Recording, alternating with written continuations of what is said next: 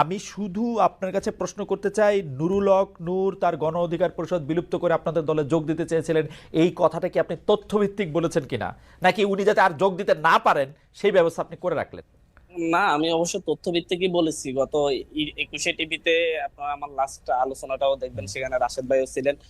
উনিও স্বীকার করছেন এইসব বিষয় নিয়ে আমাদের সাথে আলোচনা হয়েছে, হয়েছে। ওনারা মনক্ষুণ্ণ হয়েছেন, বললেন যে হচ্ছে আমার ভাষাগত ভুলের কারণে, ভাষাগত বিষয় নাকি ওনাদের কাছে ভালো লাগেনি, এই কারণে মনক্ষুণ্ণ হয়েছেন বললো। তারপর আমি বলছি যে হচ্ছে ভাষাগত ভুলের কারণে যদি মনক্ষুণ্ণ হয়ে থাকেন আমি ক্ষমা চাচ্ছি। হান্নান মাসুদ, আমি একটা কথা বলি, আপনাদের সঙ্গে কিন্তু আমারও কথা হয়।